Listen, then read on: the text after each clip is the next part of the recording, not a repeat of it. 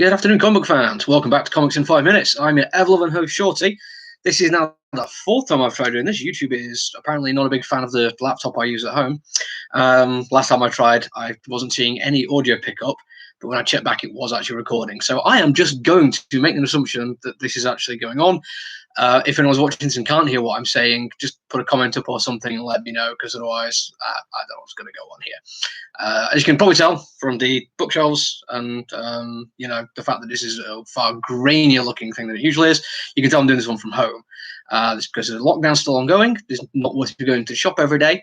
And last week when I did literally zero reviews, I felt kind of bad about that. So I'm trying to do a few extras this week, trying to get a couple extra ones in. I meant to do one on Tuesday, but I missed out because I was really, really busy with late delivery. Did one yesterday, and I'm doing one today. And today's another Western. If you're wondering why I'm saying another Western, go and check what I did yesterday, the Redemption review. Absolutely loved it. Post-apocalyptic Western by Christopher Faust and Mark Didata Jr. Today, we're doing one from IDW, Chained to the Grave, which is a horror Western. Just give you a bit of load down. Got writers Andy Eschenbach and Brian Lovell, with art by Kate Sherron. None of these names mean anything to me. Pick this up because it's a Western themed thing and it's a horror themed thing. Two genres I particularly like. And in my own personal life, I've run a horror of role playing Western game for quite some years, and I really enjoyed the crossover of the two genres. I think it works really quite nicely. And I thought, yes, absolutely, I'll take a look at something like this. Chained to the Grave as well is a really cool sounding name, like somebody who's trying to escape their death or something. It turns out that was my first misconception of the entire thing. It's a zombie, somebody who was shot, died, and was brought back by some kind of mystic art, which isn't really got into yet in this first issue. But as she comes back, chained to his gravestone, like chain tied and wrapped around his wrist, and then bolted to the back of his own gravestone, which says Roy Mason, he never quit. And from there, we get into just a lot of backstory, really. Not a huge backstory, but just explaining why he was in the grave to start with, and a potential reason as why he was brought out, although that reason turns out to be fallacious, and actually a very nice plot twist. I can't really tell you much about what's going on with that one. The actual main story, though, involves somebody who gets roped into doing something for some bad guys, doesn't like that he's been tricked into doing it, so steals from them and is murdered. And then they're trying to find out what happened to him. So at some point, he ends up being brought back from the grave because nobody knew what happened to the gold he'd taken. And from there, we just get into far more of what I would say horror than Western. Now, it starts with some really nice Western tropes in there, although not really over the top ones, but it fits quite nicely. There's no point in it where you don't think it's a Western. But I will say the art style does diverge quite a lot from what I would expect.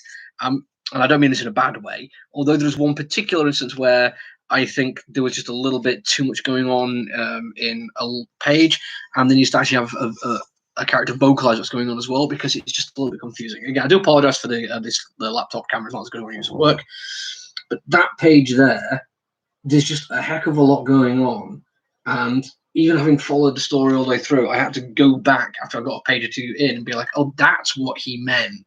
Flick back and was like, even then I'm still not sure that the artwork 100% actually portrayed what was going on.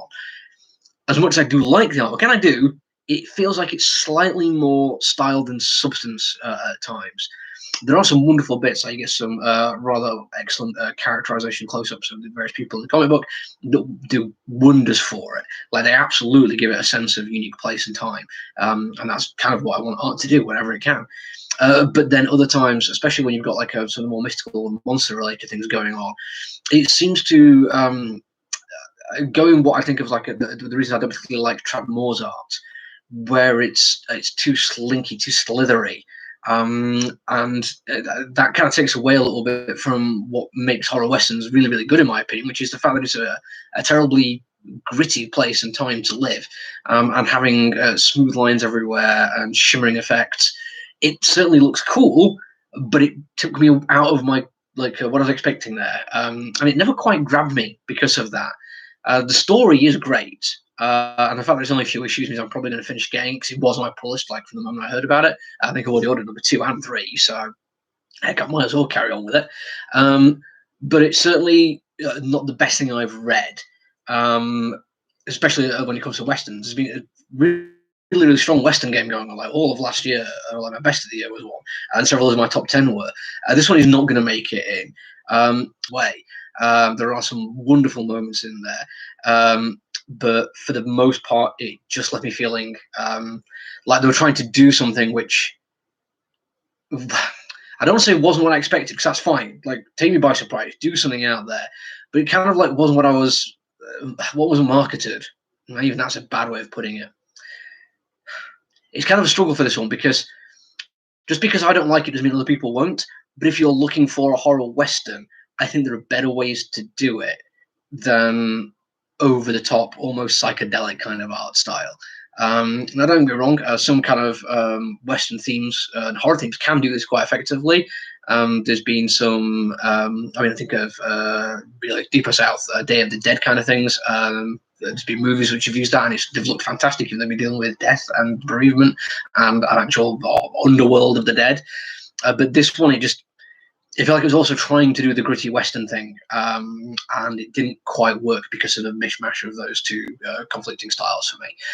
Good read, but not great, I'm afraid. Anyway, that's it for me. I'm going back in the shop tomorrow. I've got a couple of things I need to post, so you'll look back to much better quality. Apologies for anyone who's watching this one because I'm at home and expecting my dog to arrive. She ran upstairs when I started doing this. Sorry.